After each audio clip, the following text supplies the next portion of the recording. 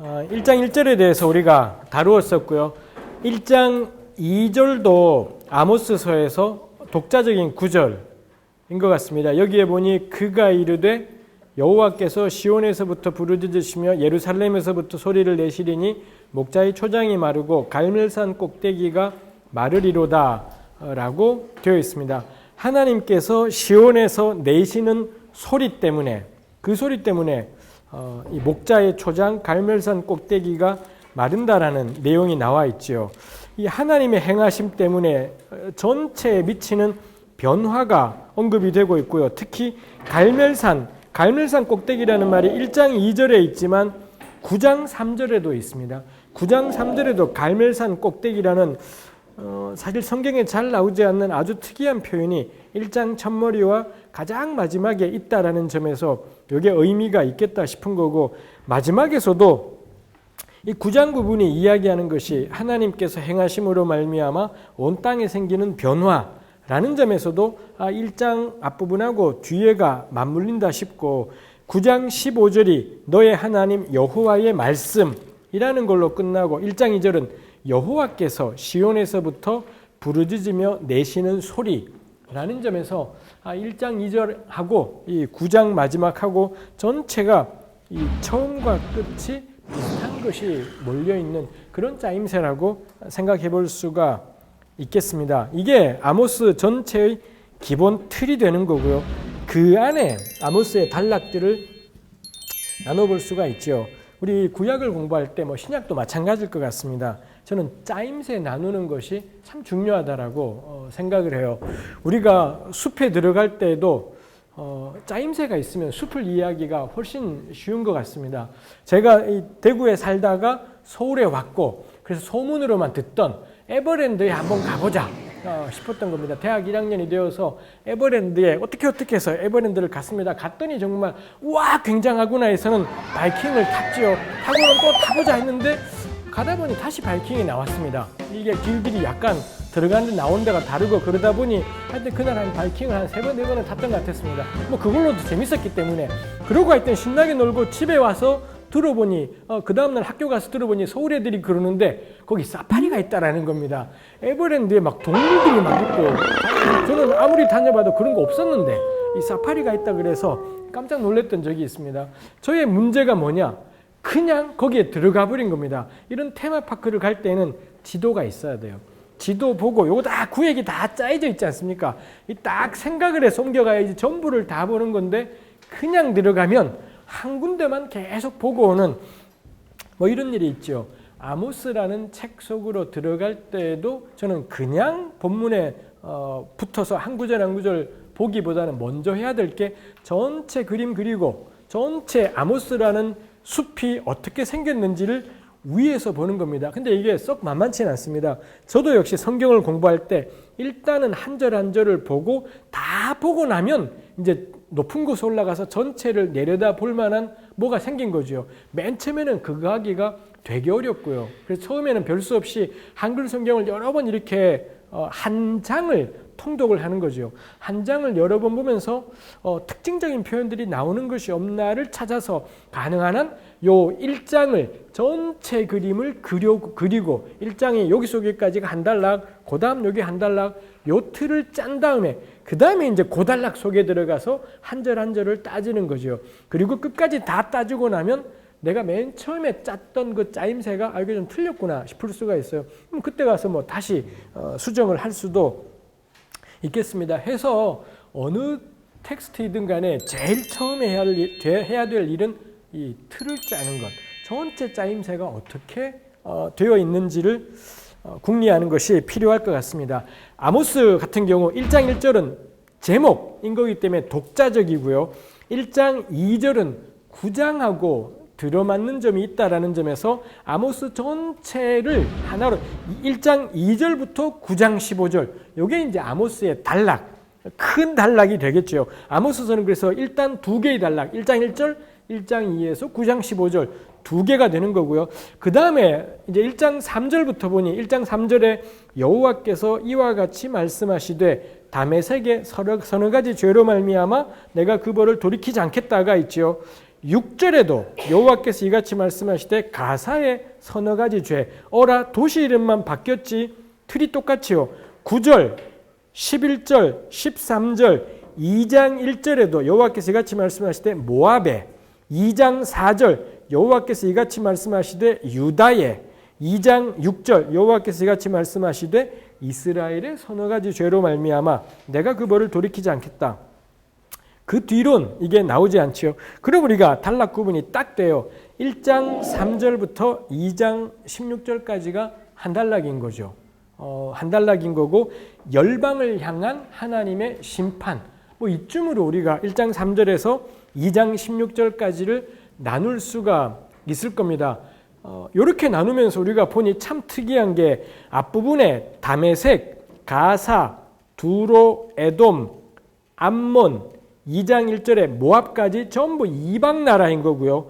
2장 4절은 유다의 서너 가지 죄, 2장 6절은 이스라엘의, 2장 4절은 남한국 유다, 2장 6절은 북왕국 이스라엘이죠. 아모스 1장 1절에 제가 그냥 지나가 버렸지만 이스라엘에 대한 받은 말씀, 북왕국을 향해 하나님 말씀을 선포한 사역자였던 거죠. 어쨌거나 1장 3절부터 2장 16절까지 열방을 향한 심판 말씀 맥락에 마지막에는 유다와 이스라엘도 들어와 있더라 라는 거죠. 이것만 보아도 우리가 생각할 수 있는 게 어라 아모스 이분은 하나님의 백성이라고 해서 별게 없다라고 처리하고 있구나. 그 느낌이 든다라는 거죠. 이 다메섹의 잘못, 두로의 잘못, 가사, 암몬, 에돔, 모압 얘네들의 잘못을 쭉 이야기하면서 유다, 이스라엘 이렇게 한다는 점에서 아모스가 이야기하는 중요한 신학 가운데 하나가 이스라엘과 열방을 같은 선상에다가 놓고 취급하고 있다라는 게 이거 우리 본문 자체에서 우리에게 일러주고 있는 바입니다. 뭐 일단 우리가 좀 더 본문을 이따가 들여다 봐야 되지만 요거 자체로 우리가 말할 수 있는 게 아모스에게 있어서 이스라엘이라고 유달리 내세울 게 없다는 거고요. 오늘 우리에게로 오면 교회가 개뿔 다를 게 없다라는 거죠. 우린 예수 믿으면 우린 구원받는다라고 생각해요. 아모스의 틀로 가면 웃기고 있네가 되는 거죠. 글쎄요. 다메섹, 두로 이 나라를 전부 여호와 하나님하고 그 신앙하고는 아무 상관이 없어요. 근데 이런 심판의 말씀들을 볼 때 요즘 우리로 치면 뭐 불교 믿는 사람들이, 이슬람교 믿는 사람들이 아니면은 구원파 같은 말도 안 되는 사이비의 신천지 같은 또라이 집단에 거기에 개신교, 그게 장로교든 감리교든 침례교든 아무 소용이 없겠다 싶은 생각을 하게 돼요. 우리가 누구를 믿고 있는가? 그걸로 결판이 안 나더라.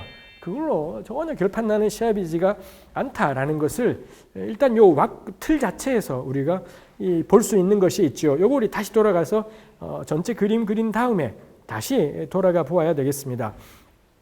3장 1절 이스라엘 자손들아 여호와께서 너희에 대하여 이르시는 이 말씀을 들으라. 이렇게 시작을 하죠. 누구누구야 들으라라고 시작을 해서 2장까지 하고는 확연하게 달라진 모습을 보여주는 것이 있습니다. 2장이 이러했고요. 4장 1절에 갔더니 4장 1절에 사마리아의 산에 있는 바산의 암소들아 이 말을 들으라. 어라 여기도 들으라. 2인칭 복수를 향해 들으라라는 외침이 4장 1절에도 있고 3장 1절에도 있지요. 그럼 저절로 우리로 하여금 3장과 4장이 별개다. 3장도 한 단락, 4장도 한 단락 이렇게 될 거고요. 5장 1절을 보니 이스라엘 족속아 내가 너희에게 대하여 애가로 지은 이 말을 들으라. 다시 들으라예요. 그러니 3, 4, 5장은 묶을 수도 있을 겁니다. 전체로 묶어서 들으라 하고는 우리 눈으로 휙 살펴보아도 고발이에요. 전부 이게 말이 돼 고발하는 말씀들과 그 다음에 그 고발에 상응하는 심판. 요따위로 살았지 죽었어. 요랬지 죽었어. 고발과 심판. 이게 3, 4, 5장을 하나로 묶을 수 있는 그런 내용이라고 할 수가 있겠고요. 6장 1절 같은 경우는 화 있을 진저로 시작하고 있지 않습니까? 그러니 요거는 5장까지 하고는 다른 맥락이라고 할 수 있겠고요. 여전히 근데 여기도 화 있을 진저로 시작해서 우리가 보기에도 고발과 심판 말씀이 이어져 있는 것을 볼 수 있습니다. 해서 3에서 6장이 한 덩어리이겠다 싶어요. 1장 3에서 2장 15가 한 덩어리 열방 말씀인 거고요. 3장부터 6장까지가 이제 열방에 대해서 혹독한 고발의 말씀이 있었고, 열방의 마지막에 이스라엘이 있었잖아요. 2장 6절부터 2장 마지막 절까지 이스라엘에 대한 말씀이 있었는데 3장부터는 이걸 확장시킨 겁니다. 가령 왜 서울에 지하철이 뭐 있지 않습니까? 지하철이든 뭐든 간에 막 가령 서울 시내 같은 경우 지하철이 막 이렇게 복잡하게 막 되어 있지요. 그럴 때 왜 지하철 지도가 여기를 이렇게 해서는 이렇게 하더니 이따만하게 조기 그림을 확장시켜 놓지 않습니까? 딱 그건 거지요. 1장 3절부터 2장 15절까지 15절이든가 16절이든가 2장 16절까지가 있었고요. 여기서 2장 6절부터 16절까지가 이스라엘 말씀이에요. 여기다가 압축적으로 요따구로 잘못을 하니 요따구로 혼나지, 요게 있었지만 요거를 길게 확장해서 3에서 6장인 거죠. 3에서 6장에서 그 북왕국 이스라엘의 죄악의 실상이 뭔지를 크게 확장해서 아주 자세하게 조목조목 하나님께서 이 고발하고 심판을 선포하는 것을 볼 수가 있습니다. 이 3에서 6장인데 근데 보면은 그 가운데 권면, 고발한다라는 건 죄를 다 끄집어내버리는 거지요. 다 틀렸다라는 걸 끄집어내는데 그 다음에 이런 식으로 죄를 지으니 이런 벌이 있어. 근데 하나님은 벌 내리시는 게 건 아니지 않습니까? 왜 이런 벌을 내리시는 거지? 무엇을 원하시는 거지? 반드시 있어야 되는 게 권면일 겁니다. 뭘 어떻게 하라. 근데 뭘 어떻게 하라가 3장에 나오지 않아요. 이거 뭐 눈으로 봐도 3장에 나오지 않고요. 4장에도 나오지 않고요. 나오지 않습니다. 딱 나오는 데가 어디냐? 5장 4절에 가면 여호와께서 이스라엘 족속에게 이같이 말씀하시기를 너희는 나를 찾으라. 그리하면 살리라. 유일하게 아모스 전체에서 유일한 권면의 말씀이 5장 4절에 나를 찾으라가 나오지요. 5장 14절에 너희는 살려면 선을 구하라가 나오지요. 5장 24절에 정의를 물같이 공의를 마르지 않는 강같이 흐르게 하라. 요 세 군데가 아모스 전체에서 유일한 권면이라고 할 수 있습니다. 그러니 저는 이 3에서 6장 전체 이게 고발과 심판 이렇게 틀을 잡을 수 있고 그 가운데 5장 4절부터 5장 27절까지가 핵심이겠다 싶은 겁니다. 왜냐?